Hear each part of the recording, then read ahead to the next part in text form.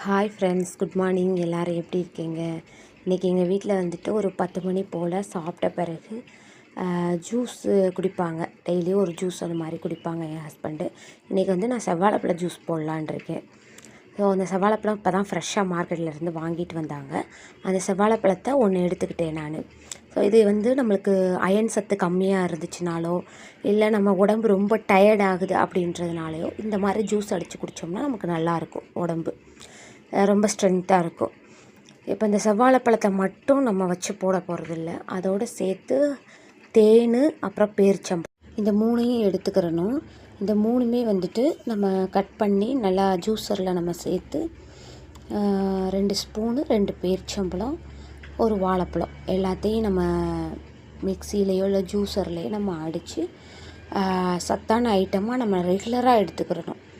இப்போ ஒரு நாள் சாப்பிட்றோம், 2 நாள் சாப்பிட்றோம், இதோட பெனிஃபிட் கிடைக்கலையே அப்படின்னு நம்ம சொல்ல முடியாது. இதை நம்ம ரெகுலராக நம்ம எடுத்துக்கிட்டே வந்தோம்னா ஒரு 10 டேஸ், 15 டேஸ் இல்லை 48 டேஸ் எடுத்திங்கன்னா நல்லா இதோட ரிசல்ட் வந்து நல்லா கிடைக்கும். உங்கள் வீட்லேயும் ட்ரை பண்ணி பார்த்துட்டு கமெண்டில் சொல்லுங்கள். பிடிச்சிருந்துச்சுன்னா சப்ஸ்கிரைப் பண்ணுங்கள். இதில் வந்து மேலே வந்துட்டு நல்லா ட்ரை ஃப்ரூட்ஸ் அந்த மாதிரி சேர்த்துக்கோங்க. நாளைக்கு வீடியோவில் பார்க்கலாம்.